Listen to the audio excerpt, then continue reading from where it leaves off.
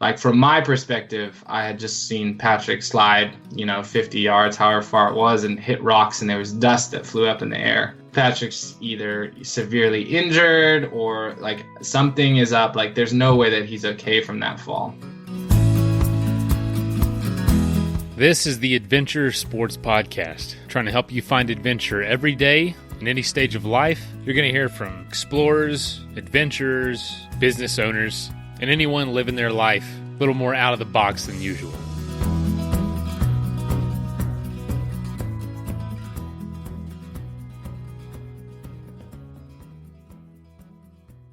How many times is the term thrown around that anything is possible? Every once in a while we get to meet people who are examples of that, who are actually doing it.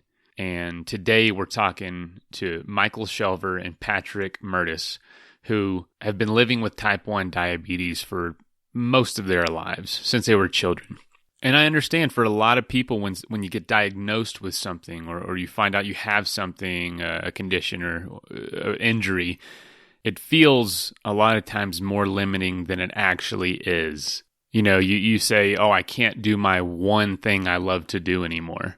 And we've heard it 1,000 times on this show. Sometimes it's an injury. Sometimes it's something like being diagnosed that forces you in a different direction with your life and helps you discover new passions. So today, I hope you enjoy the story. It's full of adventure. It's full of endurance and determination and perseverance. And I'd really appreciate if you check these guys out, project50and50.org. Their achievement is amazing. They climbed the U.S. 50 Highpoints, which is every state's high point, in just 49 days, driving over 17,000 miles to make it happen. Pretty crazy. So congratulations to them. They literally just finished like a couple weeks ago and did this interview right away. So I appreciate it, guys. Congrats once again. And also wanted to say thank you to the folks that make this show happen. First of all, our patrons. Natalie just became a patron. Thank you so much for pledging. It just blows me away that we're even worth, somebody's $1 or $5 a month. It still blows my mind. So thank you for that. If you would like to become a patron, links in the show notes. It's patreon.com/Adventure Sports Podcast. And also to our sponsors, Athletic Brewing, the makers of non-alcoholic craft beer, brewing without compromise so that you can maintain your fitness or sobriety goals, but still be able to taste great craft beer.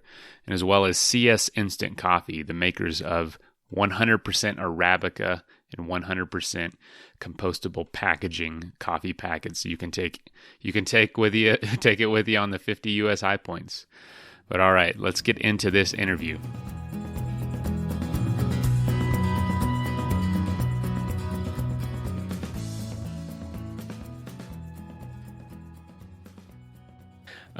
If you guys don't mind, where are you coming from today, respectively? So I'm in Raleigh, North Carolina currently. Okay. And then I'm in Concord, California, which is kind of just east of San Francisco. Okay. Is that home for both of you, or are you both traveling? That's a good question. So I'm kind of a man of the world right now. I spend quite a bit of time in Western North Carolina and then quite a bit of time in Nashville, Tennessee. Very cool. And then this is considered my hometown. I just finished graduate school in Norway and then did this Project 50 and 50. So now I'm kind of looking for employment and seeing where that takes me. So it's my temporary hometown at the moment. You've had quite a summer then. Yeah, definitely. Wow. You're in Colorado, Mason? Yeah, I'm kind of right in between y'all, sort of. I'm based in Denver. But my family's from Western Carolina, a little town called Persevered. Yeah, no, absolutely. So I run a nonprofit in the Western Carolinas, well, kind of all over North Carolina, and my counterpart lives in Brevard. So are you a big mountain biker? Oh man, I didn't. That's so cool. Yeah, I actually am, and I know that's almost a mecca. But I love to mountain bike out here, and yeah, absolutely. It's good as my backyard. So man, guys, well, I appreciate you coming on and making literally coast to coast work. It's so cool what technology allows us to do. And not only interviews, but honestly, what it allows you guys to just have completed doing just something crazy, in my opinion. First of all, it's crazy just to do it. But despite the fact that you have type 1 diabetes, I have one of my best friends deals with that every day. And we were just at lunch the other day, and he unbuttons his shirt and shoots up. Looks like he's, people glaring over at him like, what the heck? Is the guy doing heroin right here? So for you guys, can you feel free, whoever wants to answer these questions, y'all can jump back and forth. Where did this idea come from? And how did you guys meet? Let's go back to that. How'd you guys meet? All right. So Patrick and I both have worked for, we were working for an organization called Diabetes Youth Families, which is a nonprofit based out of Concord, California. And they do summer camps and then trips for children, families, and teens with type 1 diabetes in Kings Canyon National Park. And I had been working at this organization for a few years, and then Patrick had started working for the organization. And interestingly, we never actually worked together with programs or anything, but one time we were up at the summer camp and decided to go on a backpacking trip. And like 3 days later, it had just kind of cool, and also wanted to do very similar things and just kind of gelled super well. So that's kind of how we met. And then Patrick, I'll let you kind of talk about how the trip came to be. Sure. So I had just hiked the John Muir Trail last summer, and I kind of came off this expedition on a high, and one of the first people I called was Michael, because he also thru hiked the JMC. And I had this idea. I had recently started this nonprofit, and I had this idea of putting on kind of a big fundraising expedition in which we could involve the type 1 community. Michael and I had thrown around some ideas of what could be a big expedition that we could do together that would really involve the greater type 1 community as a whole. And Michael had just come across, Colin O'Brady just set the world record for doing the 50 high points in the shortest amount of time, which was released that summer. And we thought that this could be something that would be both physically, mentally, logistically challenging, where we could involve people from across the country. And starting in August of 2018, we started putting pen to paper. By October, we had our very first sponsor, and that's when things started to get very real. And sure enough, here we are, sitting at our respective homes, having completed this monumental expedition. I'm sure it was a little bit when you first got that sponsor, it was like awesome, and also, crap, we got to do this now. Yeah, it was definitely bittersweet. It definitely is very exciting getting kind of a bigger partner on board, and really helped us get the momentum that we needed to sign on other sponsors. But very much at the same time, it was like, all right, this is really happening.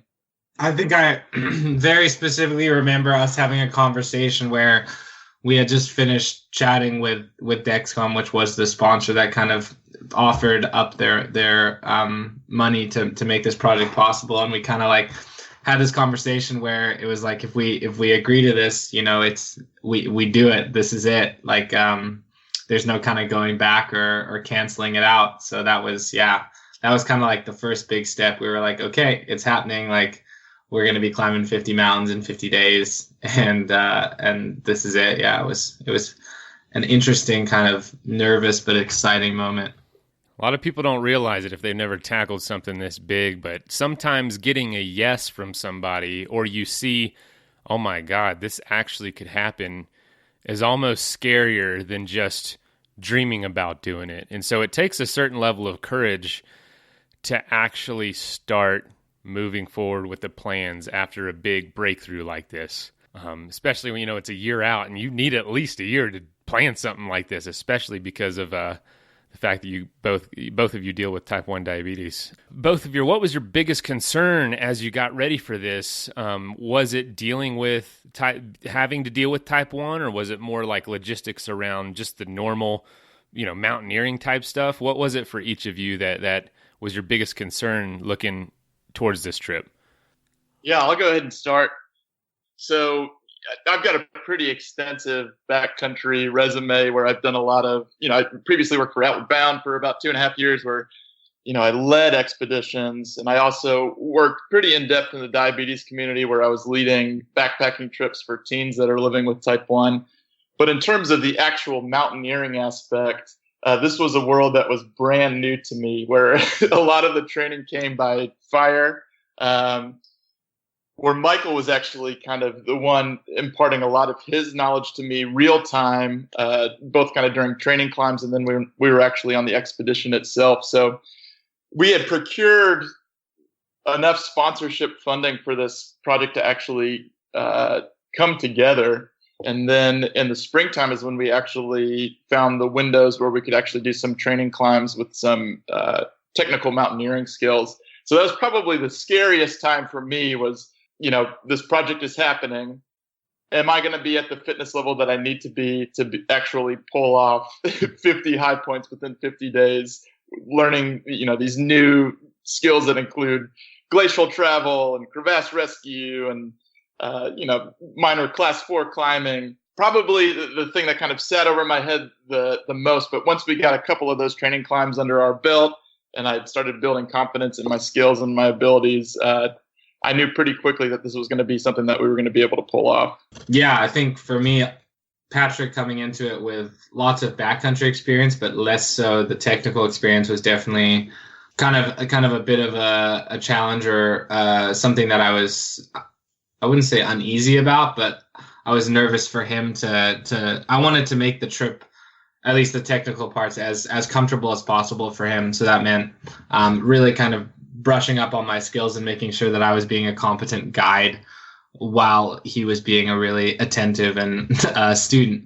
But I think the biggest challenge, or the thing that made me the most nervous, was two things.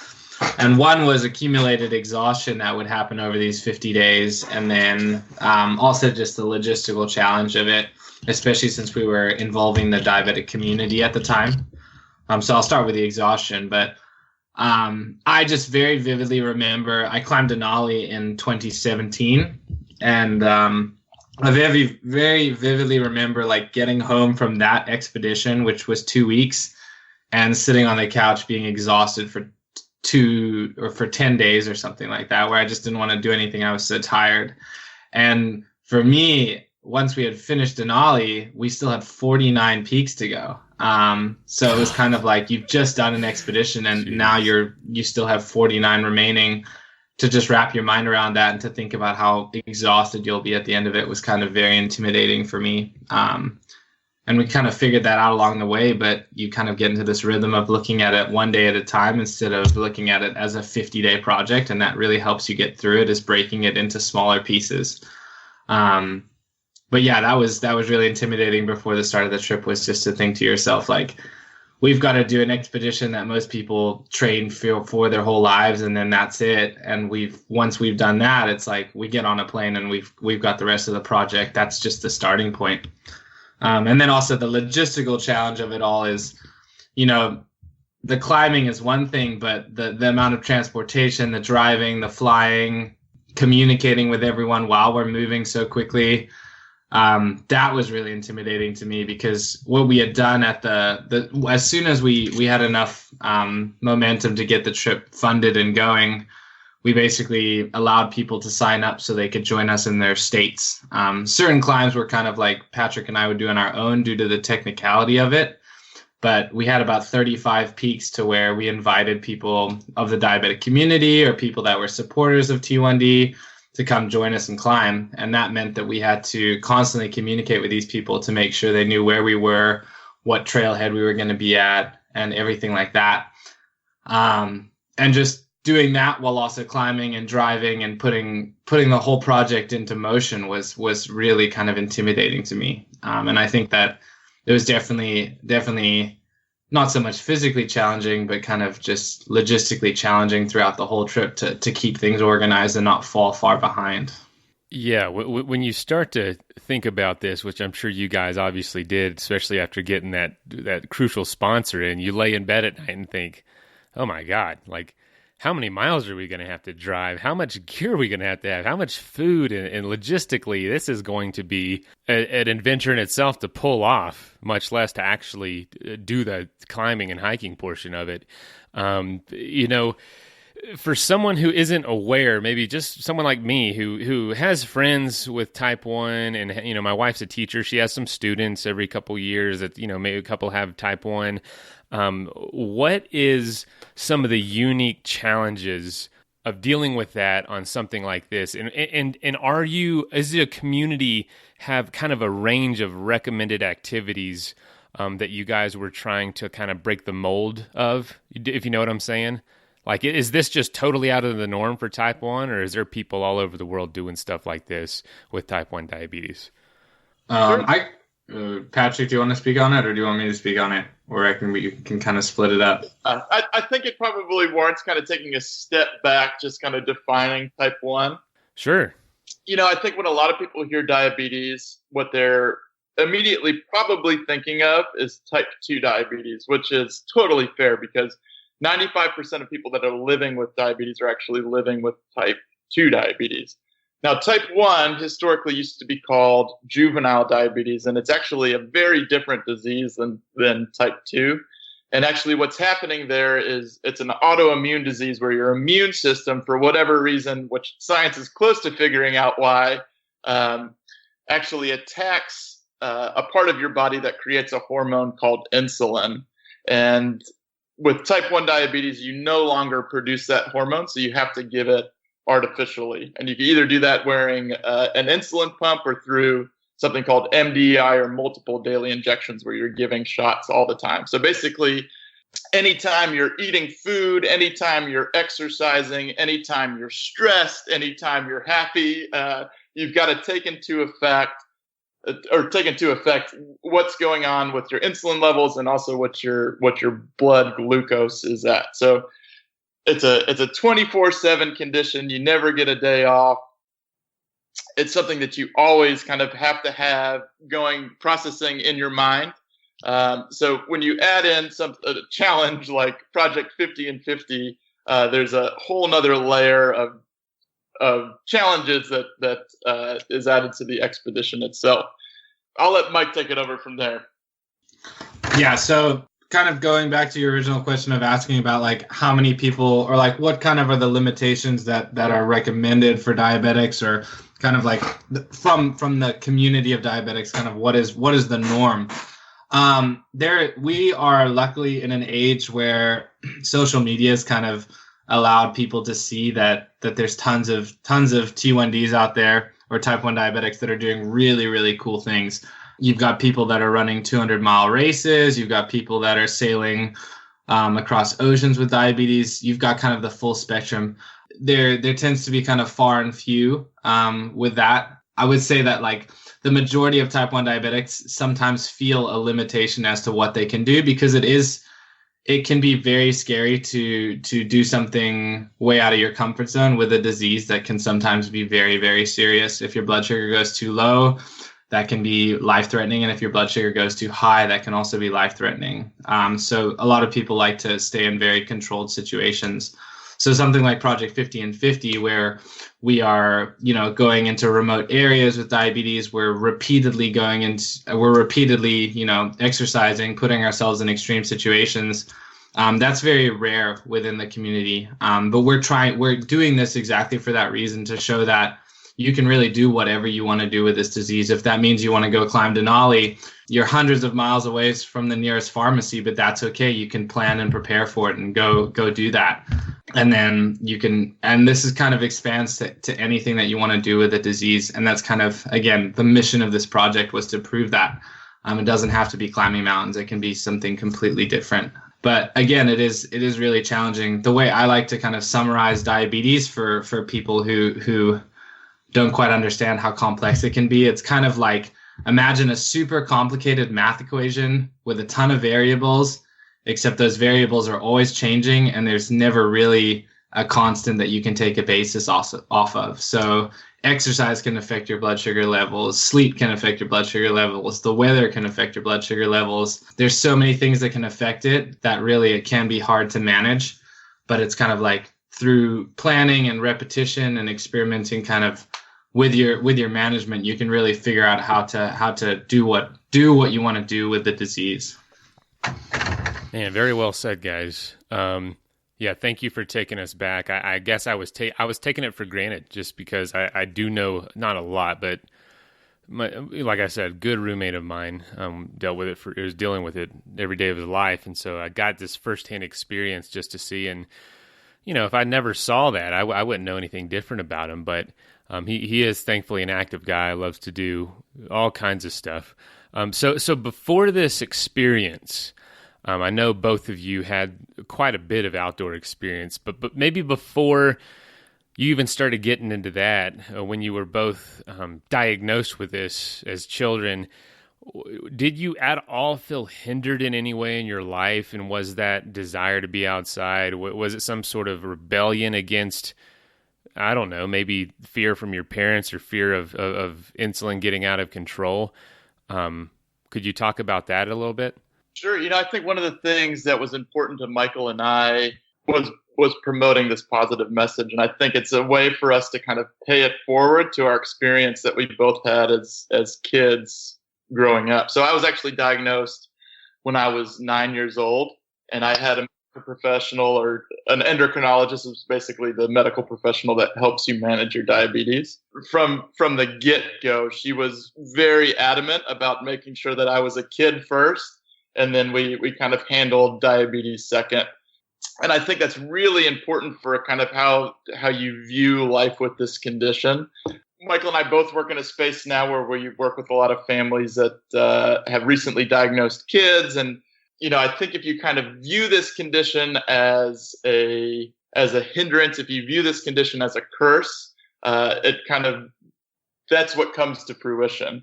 And I think if you're able to kind of create your own narrative for life with this condition and saying that, I'm a person first, I'm an outdoor enthusiast first, and then we'll figure out how to manage life with this condition second, it really kind of dictates how you take control of diabetes. I think for me, like I was diagnosed at age 10.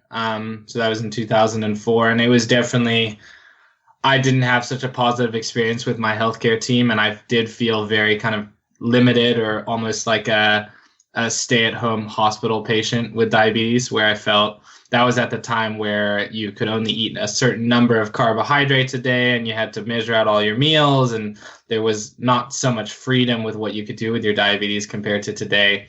But what really kind of changed my perspective on the disease and kind of living with a lifelong chronic condition was I actually attended a diabetic summer camp. So basically in Kings Canyon National Park, where eventually I worked, and Patrick as well, there's a camp called Bearskin Meadow, and kids, teens, families, they have a bunch of sessions there. And you go there and you basically, you hang out with a bunch of other type 1 diabetics, and it's a summer camp, and you don't feel so isolated or alone, which I think is a huge part of this disease. And when you're in the general public, you oftentimes feel like you're the only one that has this. And that's really tough, especially as a kid. So going to this camp and for the first time in my life, seeing, 150 other diabetic kids that are living with the condition and thriving with it. And then also being able to go there and do all the activities that I really enjoyed, like backpacking and camping and hiking and doing all these things, and realizing there was like a sudden, almost like flick of a switch, or the light bulb turned on, to where I was like, dang, I really can do this with diabetes, and like it's not stopping me. I just have to figure out how to work around this disease, or make this work for me to where I can go do it. So for me, it was going to, that's really kind of what started my whole outdoor, I guess you could call it a career in this case, but like I went on a 3-day backpacking trip as a 12-year-old, and that was with a group of 15 diabetics. And from that point on, it just kind of spiraled upwards towards like, I'm going to do the John Muir Trail by myself because I know that diabetes isn't going to inhibit that. And I'm going to go climb Denali because I know that diabetes can inhibit that. And kind of like surrounding yourself with a community of people that are going through the same condition as you as a kid was invaluable. And that's kind of, again, what Patrick says, we want to pass forward that that message that, you surround yourself. Diabetes is a very isolating condition. And if you can find a community that you can surround yourself with, that supports you and helps you figure out solutions to the problems you're having, that's kind of how you can really become confident and successful while managing the disease. So we want to thank our sponsor, Athletic Brewing, for promoting a healthy lifestyle through making some of the world's best non-alcoholic craft beer. They make excellent tasting NA for healthy, active, modern adults. They use certified all-organic grains, and each can of non-alcoholic beer is only between 50 and 70 calories. They have IPA, golden ale, stouts, and tons of seasonal offerings. And recently, they actually just took home the gold medal at the U.S. Open Beer Championships for their double hop IPA. If you would like to get your hands on some, you can save 15% by using the code ADVENTURE at athleticbrewing.com. Athletic Brewing, the best tasting way to keep your promises.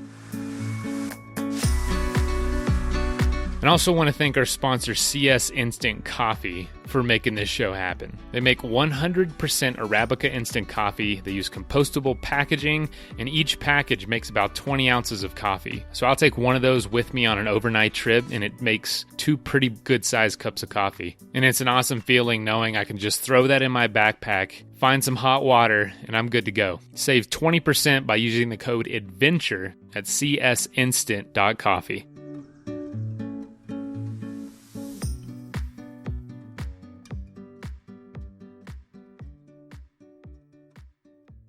Man, and you can just put a blank space where you guys are saying type 1 diabetes, and that blank space can just be filled in with literally anything any one of us are dealing with, whatever condition, whatever probably what you perceive as a problem or hindrance. And man, I commend you guys. I really do. This is awesome.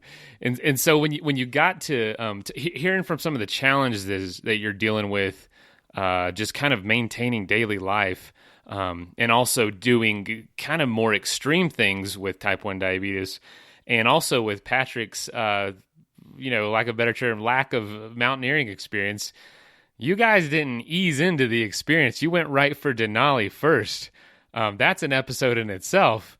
But can you just tell us, why did you do Denali first? And honestly, how did it go?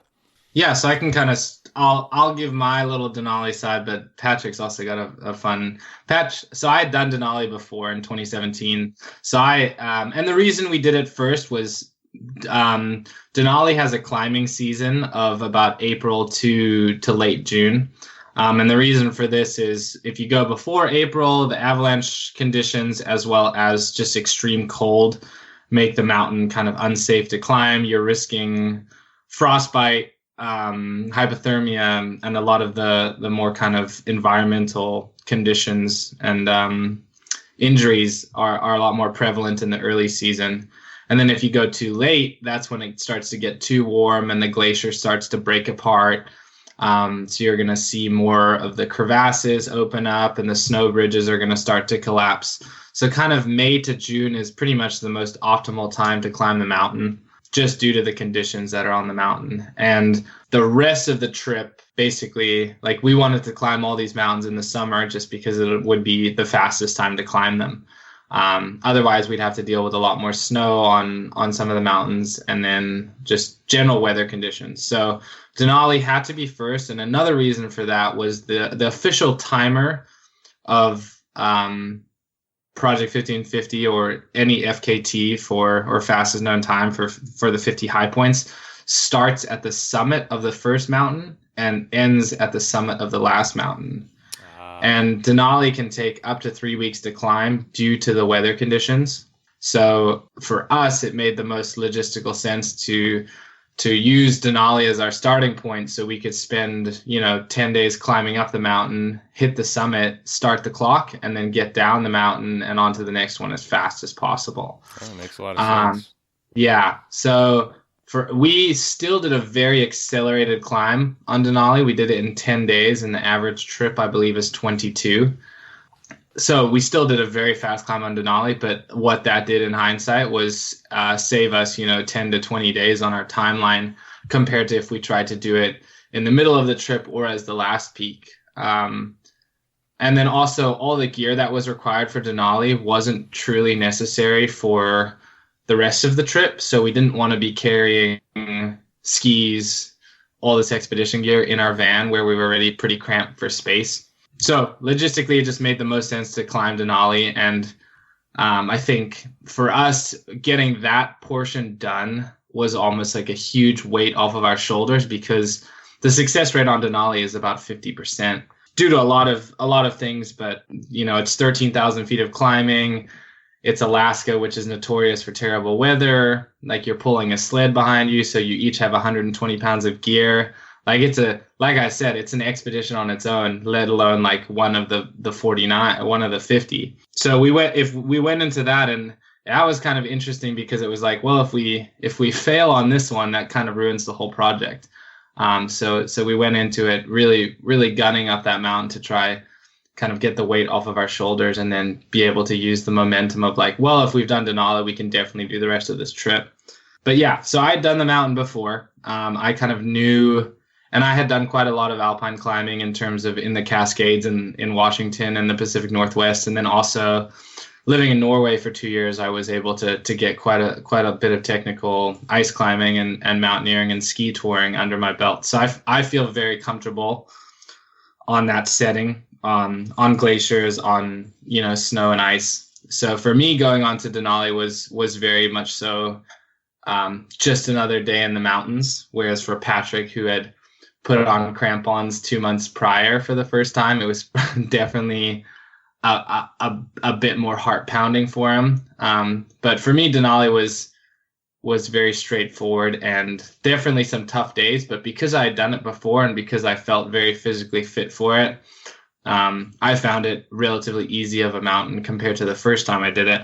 I definitely took the guide role in that case because it was Patrick's first time on a multi-week expedition. It was Patrick's first time being in the Alaska range or really doing anything that big. So Patrick, I was kind of his private guide up the mountain, and he was just kind of holding on to get to the summit and back down. But I'll kind of let Patrick. And then I guess diabetes wise, logistically, the biggest challenge was Denali. Because it is so remote, you have to fly onto the glacier. And that means that if anything goes wrong diabetes wise, you have to figure it out. You can't go to the pharmacy. You can't ask, the ranger on the mountain if they have extra insulin, because that's not something they bring with them. So it's all on you. It's complete self-reliance on Denali. And evacuation, if it's a storm, you can't get evacuated until that storm's gone. So really, like, if anything goes wrong, we had to deal with it with diabetes. So that meant bringing extra double, triple, quadruple of everything we needed, as well as insulate. Because of the extreme cold, we had to insulate our insulin, which meant both of us were carrying insulin inside of a thermos, like a hydro flask, and then we would sleep with that inside of our sleeping bag to prevent it from freezing. And then diabetes, with all technology, if it gets too cold, it stops working. And for us, we rely on Dexcom continuous glucose monitors and our tandem insulin pumps. And we would have to, have strategies to keep those warm when it's negative 25, negative 30 degrees outside. So just all of that added on to then climbing up a 20,000 foot mountain that is already extremely tough was kind of the biggest logistical challenge diabetes wise. And then because you're also, using so much energy, you're having to reduce your insulin levels, eat more carbs, and balance this all while also trying to get adequate sleep. So it's kind of like taking a really, really hard thing to do and then throwing a couple more chores on top of it. And that's, climbing Denali with diabetes. Patrick, anything to add to that? Yeah, my experience was certainly unique. I love a Sufferfest as much as the next guy. And, I've done 30-day expeditions in the Everglades and pretty harsh environments. And Denali was just something that was a beast of its own. And just kind of talking about comfort zones, this was something that was, I was definitely pushing new boundaries for myself. Kind of backtracking a little bit, talking about that nonprofit. that we've got going on in North Carolina. So about 2 days before we left for Denali, we wrapped up a week-long residential summer camp for kids living with type 1 diabetes in North Carolina. And actually, during that camp, I picked up a kind of respiratory infection from one of the kids. So I started the trip with this cold, and as we kind of progressed, we noticed that some of the symptoms of this cold were worsening. We kind of attributed a lot of my ill feelings towards what we pictured was kind of this cold just getting worse. I started taking some antibiotics and things weren't really getting better. And, we keep ascending to higher and higher elevations. By the point we summited and were descending, I was in pretty bad shape. And looking back in retrospect, we actually have determined now that I was experiencing something called high altitude pulmonary edema, which I'm sure a lot of your listeners are probably familiar with. But essentially, it's a condition that happens where the partial pressure in the air is so low at such high elevations that your lungs can start to fill with fluid. So by I'd probably say day 10 of the expedition, I was actually in pretty bad shape. And I was, telling Michael that it actually felt like I was breathing through a straw. And at one point, I think I even told Michael that it felt like I was drowning. So by the point that we were back on the glacier waiting for the plane to pick us up, I was probably in the worst shape that I've ever been in my entire life, where I was vomiting and my blood glucose levels actually started getting low, and I wasn't able to get enough sugar. I wasn't able to ingest enough sugar because I kept vomiting up the simple sugars that I was eating.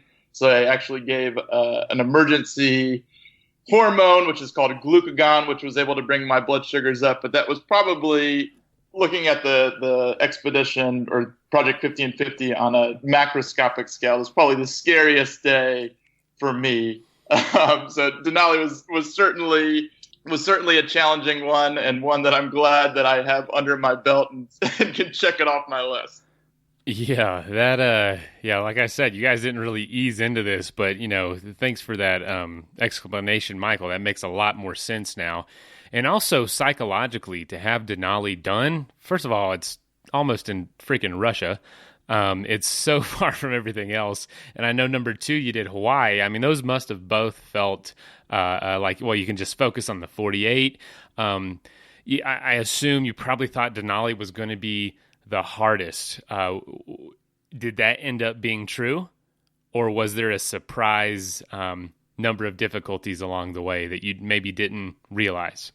For me, like, Montana was definitely the one that became the hardest very quickly. And there was a lot of things that went into Montana, but basically we had checked off Alaska, we had checked off Hawaii, and then we had hit the East Coast. So we had been knocking these peaks off super quickly. They were very non-technical climbs. A lot of them we actually kind of did jogs to get them done faster. We would trail run some of them.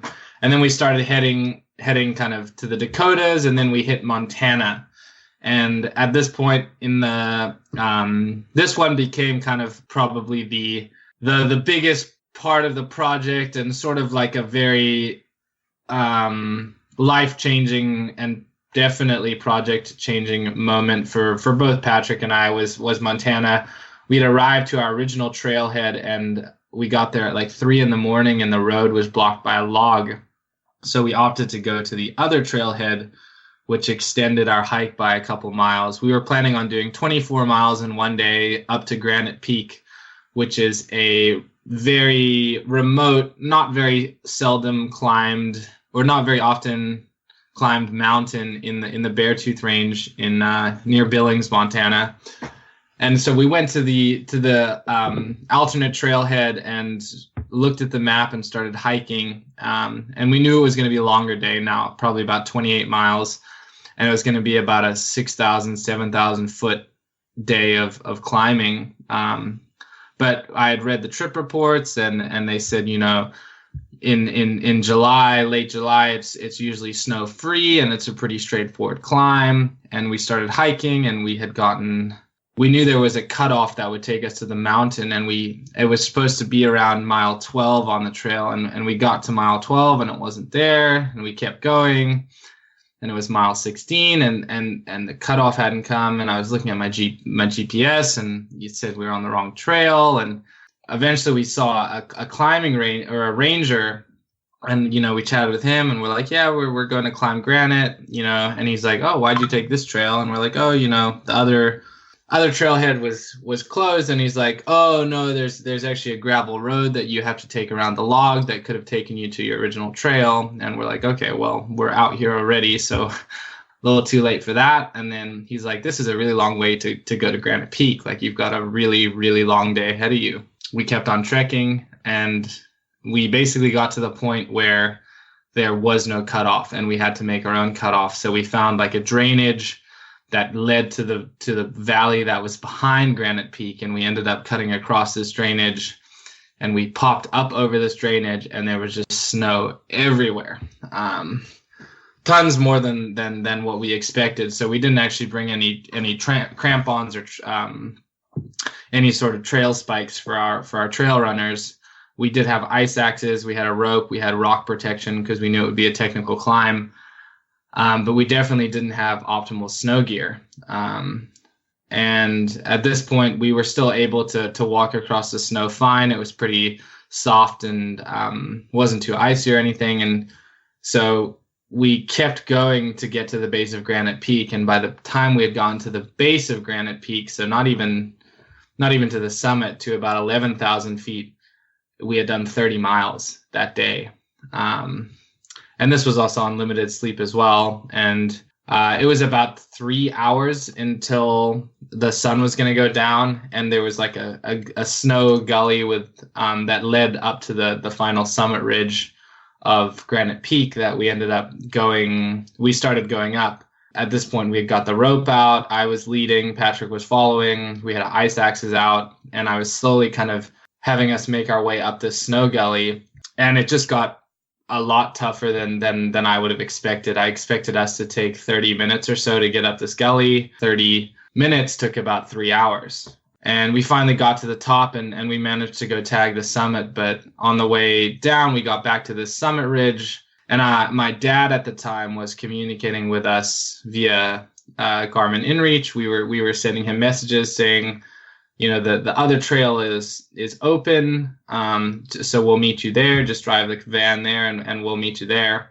And we look down the spine of the mountain, and it's pitch black at this point. I think it's around 1 a.m. or something like that, and it's freezing cold. We're at 13,000 feet, and we've got one rope, which is 60 meters, so we could do 30-meter rappels down the face of the mountain, or we could go down the spine of the mountain, which we hadn't climbed up, so we didn't know what the down climbing would be like. And at that point, Patrick made the call that we can't descend this in the dark. It's just too unsafe. So we ended up actually doing an emergency bivvy at 13,000 feet, where Patrick and I sat down on our backpacks, put on all our layers, got our emergency blankets out, and we just huddled together, got our bromance going, and just started, shivering through the night until the sun came up. And that was, I don't know how much sleep Patrick got, but I didn't get a wink of sleep that whole night. I was just so cold. Everything was wet because we had been trudging through the snow all day, and definitely got below freezing, and it was just miserable. And luckily we had enough food and everything to remain properly fueled up. But once the sun came up, we looked at the ridge, and we decided, we can't go down that. So we decided to opt to start rappelling down the face. And the rock quality was pretty low. So you would rappel, and I would start rappelling, and then Patrick would say, no, this rock's moving. We can't rappel off of that. So I'd have to find something new to rappel off of. And then because we had a 60-meter rope and not two 60-meter ropes, we had about 2,000 feet to rappel down, which with a 30-meter rope takes hours and hours and hours. And after a lot of very sketchy rappels, we eventually got to the base of the mountain. And on the last rappel, our rope got stuck. And so I couldn't pull the rope down, and we had left a lot of our gear because the rock quality was so low. We had left a lot of our gear as anchors to rappel off of. So I don't think we had enough slings for me to ascend back up the rope to see where it was stuck. And both of us were so exhausted at this point that, the rope was just not worth retrieving. And we were at the point where we didn't need the rope anymore. But we were on a pretty steep snow incline at this point. And of course we didn't have crampons. And so we had to start kind of descending on our hands and knees using our ice axe to secure ourselves. And Patrick started descending, and I think he went probably about 60 feet down and then slipped and started sliding down this face. And I don't remember how far he went, but he started going, went pretty fast, and then just slammed into a patch of rocks below that kind of stopped his climb, or stopped his fall. And like from my perspective, I had just seen Patrick slide, 50 yards, however far it was, and hit rocks, and there was dust that flew up in the air. So to me, I thought to myself, Patrick's either severely injured or like something is up. Like there's no way that he's okay from that fall. And at that time, as soon as he had hit the rocks, I slipped and fell. And I basically was using my ice axe, and I was trying to self-arrest on the snow. But the snow basically was, because it was the springtime snow and the sun would hit it and melt it, and then the nighttime temperature would freeze it again. It was very weird, patchy ice. And then it would be soft and icy and soft. And I was trying to self-arrest, but my ice axe was just cutting through the snow and not stopping me. And I was picking up more and more and more speed at this point. And I had gone down the fall line. So instead of stopping where Patrick was, I was continuing to barrel down this mountain. And I was trying to figure out how to stop. I was trying to use it, whatever I could, my elbows, my knees, anything I could to try to stop myself. And then I lost my ice axe. It got ripped out of my hands. And then I knew that I was not in a good situation, because I was shooting down this mountain very fast towards I knew there was piles of rocks, and I knew at some point there was a drop off to where basically, like, if I didn't stop, I would fly off some sort of cliff and then probably take a 20-foot fall. So at this point, I knew I was going to hit something. So I kind of wrapped myself into a ball. I put my hands behind my neck to try protect the neck. And then I just knew I was going to hit something. And I don't recall if my feet or my head hit first, but I hit one patch of rocks, and I had enough momentum to fly into the air and then do a somersault and hit another patch of rocks and continue to tumble until I came to a stop on my back. It was kind of one of those moments where you like stop and you're like, am I alive? Like, is this real life right now? And at that point, I started kind of like, luckily, Patrick and I had done a lot of first responder training, and I started kind of doing a self-assessment to where I was wiggling my toes, wiggling my fingers, making sure that I was kind of okay before I tried to start moving around. I noticed like a huge amount of pain in both my femurs. My ankles were really painful. My shin was super painful. And I could see that like the lower half of my pants were all ripped up. And then the pain kind of started hitting me, and I realized, like, yes, I'm alive, but something's definitely not. Like, I definitely couldn't. I tried to like slide up a little bit, and then my legs were both just screaming in pain. So I could hear Patrick, and he was shouting down to me, asking if I was okay. And he started to slowly make his way down to me while I was trying to figure out like what exactly was wrong with me. I took off my helmet, and my helmet was all bashed up.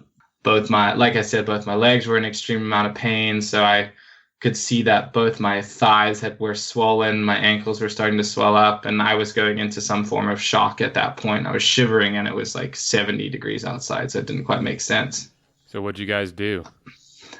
So at that point, Patrick got to me, and we spent probably 15 minutes doing an assessment and then we ended up pressing the SOS button on the Garmin InReach that we were using. And then search and rescue came and helicoptered me out to Billings, Montana, where I was in the hospital for 3 days.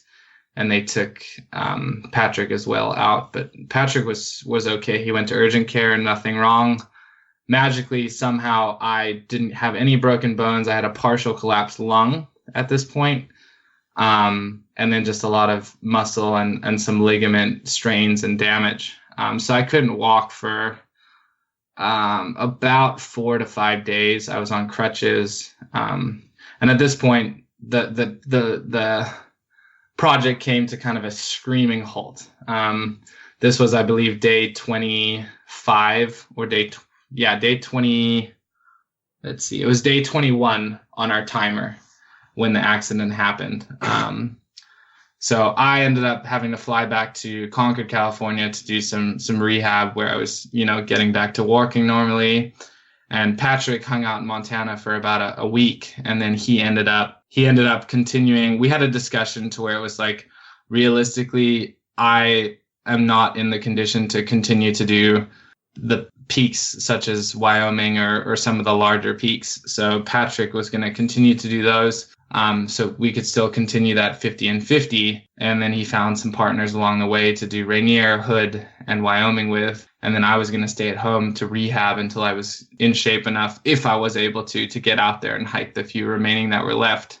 So what ended up happening was Patrick climbed, I think 6 or I don't know how many without me, but he ended up climbing 6 that I had not done before. Some I had done previously. And then we ended up in Colorado, actually at Mount Elbert. I felt good enough to start climbing again to where I flew out and climbed the remaining peaks with Patrick. But yeah, that was definitely, you never think of yourself as, you always hear about it. You always hear about people getting helicoptered out, but you never think you're ever going to be the one. So for me, that was kind of definitely the hardest day of my life, but definitely the hardest peak that we climbed, or in this case, fell down in the project.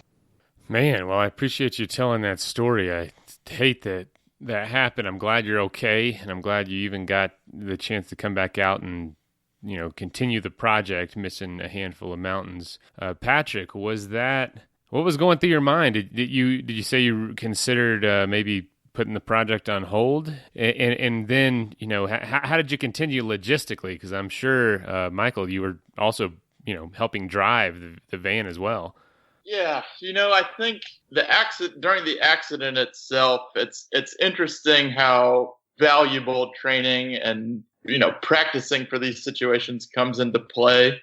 I think we really got hyper focused and were able to kind of do everything we needed to do to get off of the mountain in a safe manner. But then as we got further removed from the accident is when kind of all the emotions started to kind of sink in. And that's when it definitely kind of the magnitude of the situation really became apparent that who cares about the project at this point? Like something really serious could have happened to the point that, Michael might not have been with us anymore. So we definitely gave some time and some space to just kind of emotionally process everything that had happened. During this time, Michael was in the hospital and was kind of hopped up on a lot of pain meds. So we were having a lot of conversations with Michael's parents. His dad was actually in the hospital with us, and we were kind of able to talk through a lot that had happened and kind of figure out what our next steps were.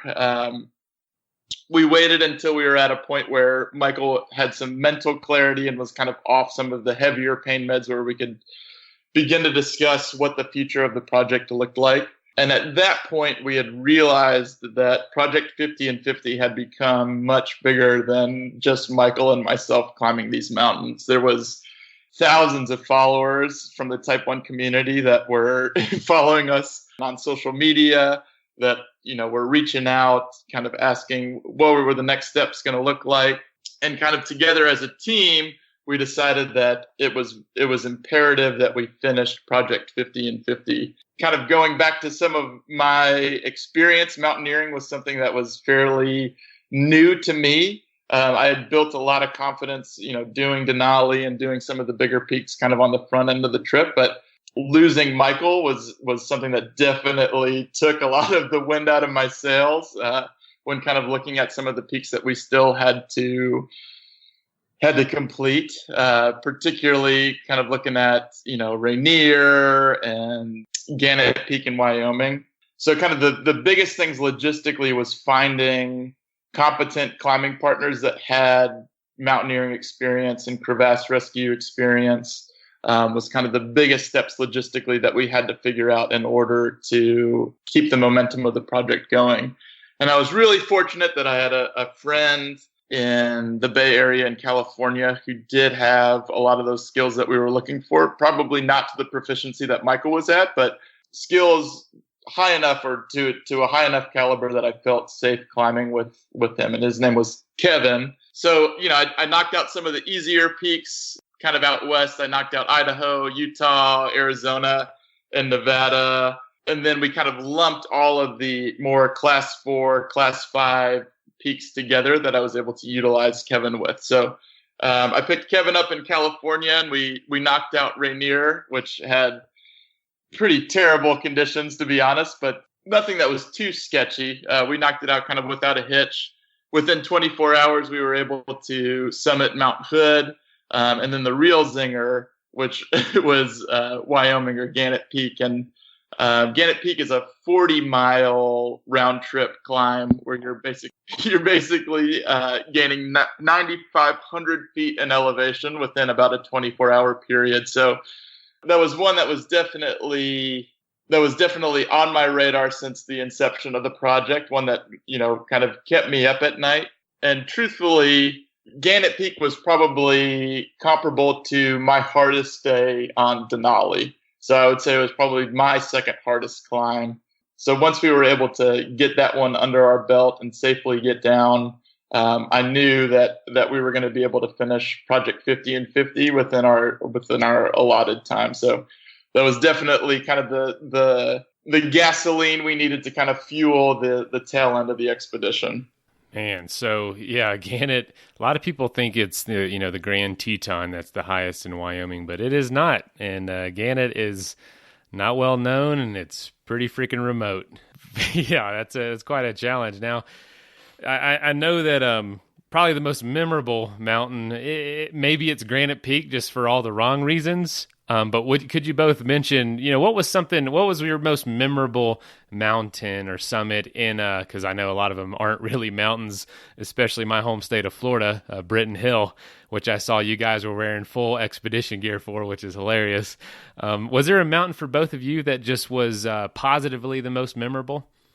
Yeah, I'll start. So for me, I've been thinking about this actually for a couple days now because there were definitely some really cool hikes. Like I loved Katahdin in Maine, and I really loved actually the Dakotas, as weird as that sounds. But for me, it was Mount Elbert in Colorado, and that was because it was the first mountain I had come back from since my accident, and it was definitely not an easy going from like not being able to walk to then showing up to a mountain that had 4,000 feet of climbing and was a 14er was kind of like I was definitely nervous going into the climb of like, would I be able to do this? And I've always been like a very active person. And for me, like being injured and not being able to walk was extremely terrifying for me.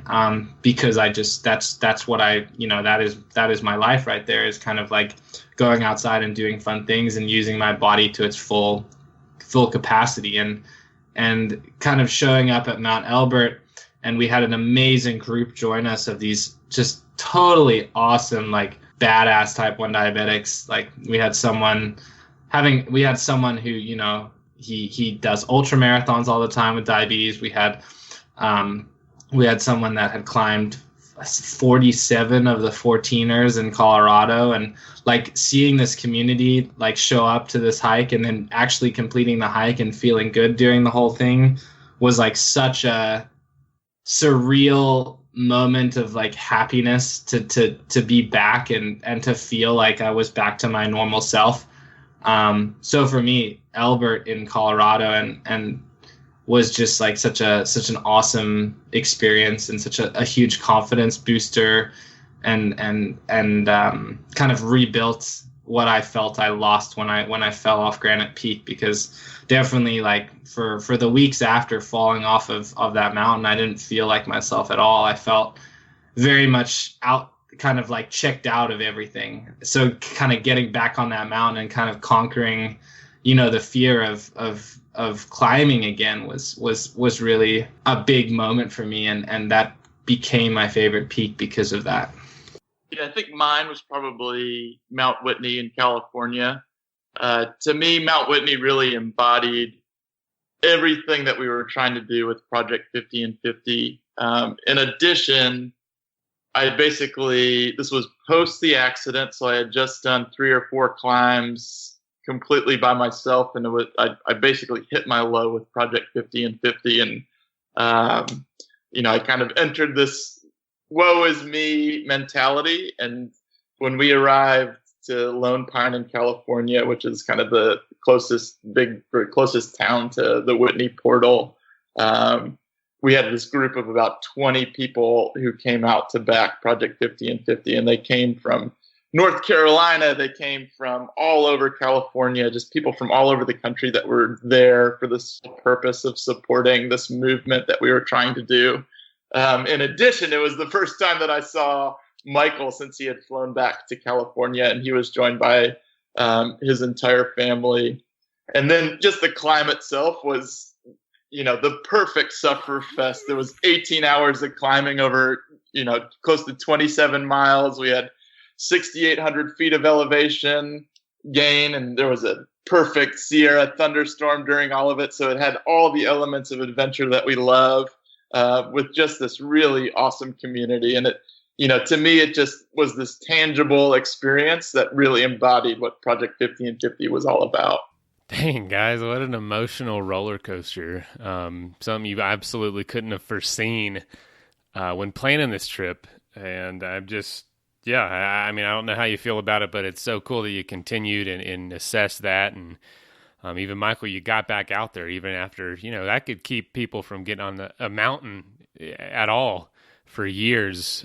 So, again, congratulations. So, once you guys get past some of those challenges, and you're kind of on the home stretch, what was it like dealing with was it ever mundane? It almost seems like you did a good job of breaking it up, making the sections of the trip challenging, not saving like the whole Midwest or the whole Southeast all for one big clump. You did a good job of mixing it all together. Was that intentional, or did the route just work out that way? So we ended up actually to optimize our route to make it as fast as possible. What we did was we used an application that delivery drivers use to determine the fastest routes between points. So that was actually just completely due to a computer algorithm telling us that this would be the fastest way to go. But for us, I think what kept it from being mundane was that we were constantly meeting people or have people joining us on these hikes, and we would be able to, interact with them and hear their stories. And a lot of these people, of course, had type 1 diabetes, so we were able to hear their struggles with the disease. And I think Patrick and I are very lucky to where we come from we're very well supported with our disease management, and hearing stories of people that maybe weren't as lucky as us was kind of very eye-opening. But throughout the whole trip, I mean, you could argue, I would say one of the best experiences I had was actually in South Dakota, which is in the middle of nowhere. Like we drove, I think we drove like 10 hours to get there, and I was exhausted. Patrick was exhausted, but we met this amazing family that came out to join us, and they told us their whole story of diabetes and kind of all the struggles they had with it. And kind of like just hearing all these stories along the ways, it became much less so about mountain climbing and much more so about hearing stories, giving advice, giving suggestions, showing that there's definitely hope, and nothing, this doesn't need to stop you. It really kept it exciting throughout the whole trip. It just consistently interacting with people. And I think for me as well, I hadn't seen that much of the United States, and being able to drive to all of these states and see how different it. Yeah, exactly. It was just, it was great. I think, having the opportunity to find humor in a lot of it as well really kept us going. There's multiple times on the expedition where we're driving 10 hours to go to Hawkeye Point in Iowa, which is like a drive up summit, or Mount Sunflower in Kansas, where you're just driving hours and hours kind of out of the way to reach to reach this arbitrary point in the middle of nowhere. And just being able to kind of stay lighthearted about it and find the humor and some of the climbs that aren't so much climbs really help keep us going as well. I love the diversity of the challenge. I see you guys in Illinois sitting in lawn chairs, just looking out over a meadow, and it's like, and then 2 days before you're in Hawaii, and a couple days before that you're on Denali. So just the vastness of the experience definitely makes it definitely humorous when you look at the list altogether and the way you did it. And you guys ended in Texas on Guadalupe Peak, and I've been on that one. That's a relatively remote mountain in the sense of like it's not next to a huge highway. It's that whole park is kind of just off a beaten path, kind of out in the middle of nowhere. It's gorgeous, don't get me wrong, but what made you decide to do it that one as the last one? That one, so our original plan was to have Mount Whitney be our last one, and that was because both Patrick and I had led a backpacking trip. He led it in 2015, and I led it in 2017, called Altitude 14505, which is where we take 9 to 10 teens with type 1 diabetes, and you hike about 80 miles to get to the summit of Mount Whitney. And this is, for most kids, it's one of the most special trips that they've ever done. And as instructors on that trip, we felt that mountain was, when we think of diabetes and kind of improving or boosting the confidence of kids with diabetes, I think that Mount Whitney and climbing Mount Whitney kind of comes to both of our minds. So that was our original plan, was to end on Mount Whitney. And then after Granite Peak, we had to pretty much shift around our schedule, and Texas kind of became our last peak, just logistically speaking.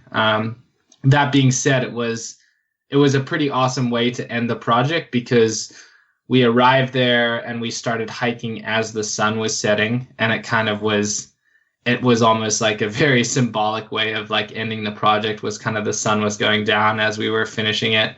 So we got to the top at around 9 p.m. And it's interesting because we started the trip in Denali where the sun never sets. And then we ended the trip in the dark in Texas with our headlamps on. So it was kind of a symbolic way to end the trip in my mind. I love this experience. I love the amount of driving you guys did. I'm sure you got just sick of driving and listening to music and podcasts or whatever you're listening to. What a road trip itself. Did you guys face any challenges, or is there any episodes you dealt with dealing with type 1 diabetes? Did you ever run out of something, or just have a scare or anything like that? I think one of the things that we're really fortunate, I've been living with type 1 for 22 years. Mike, I think you're on 14 years. Yeah. We're living in an age now where technology makes life in the backcountry so much more attainable and safer for folks living with type 1. Mike and I both wear a continuous glucose monitor that's made by a company called Dexcom, which basically gives us access to our blood sugars or our blood glucose real time. And we're able to get that information from our cell phone, from a receiver, from our insulin pump. So there's a lot of redundancies there. In addition to being able to wear insulin pumps that talk to this continuous glucose monitor, that really, there's a lot of checks and balances that mitigate a lot of the risks that someone living with type 1 could face in the backcountry. So I do think, while it does on paper sound like a very risky expedition, we were able to mitigate those risks and to have a successful project because of this technology that's available to us. So for myself personally, and I can speak for Mike too, it was interesting that diabetes was actually probably the least logistical challenge of this entire expedition, thanks to this technology. That's amazing. Here we are thinking it would have been, people who think it's going to keep them from doing something, and here you are saying, no, that's not it. It's more of the, common challenges that make this difficult. That's great to hear. That's great to hear to say. Did you have something to add, Michael? Yeah, I would say we definitely did have a couple low blood sugars and a couple high blood sugars, but yeah, like he said, if you look back 10 years ago compared to where we are now with diabetes technology, it's you basically would check your blood sugar 5 times a day, and that would kind of be your idea of how to treat your disease. Whereas now we get a new blood glucose reading every 5 minutes, and we get an idea of, it's not just a blood glucose reading, it also tells us like which way is our blood sugar going.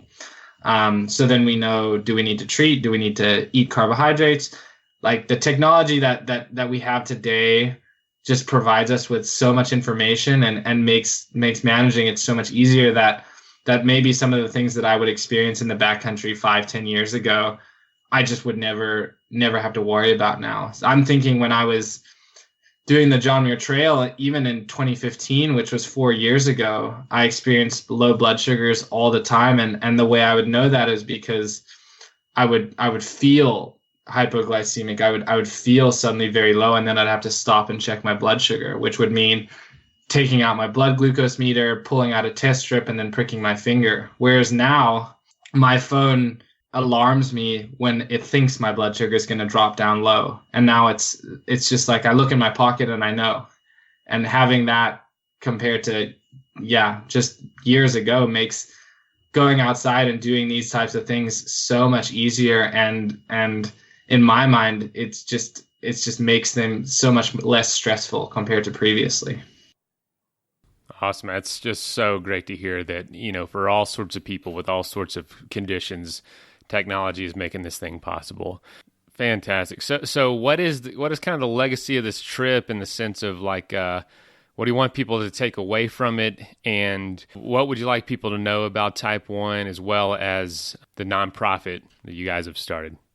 Sure. Yeah. Our biggest thing is, I think you alluded to it earlier, where everyone has their own version of diabetes. Everyone's kind of facing their own struggle. So whether you're living with Type 1 or not, our biggest takeaway is that with a positive attitude, with a positive mental attitude, and surrounding yourself with the right tribe, that you're able to overcome whatever obstacle that you're facing. And, specifically with Type 1, we basically kind of given a testament or a testimony that the sky is the limit with this condition.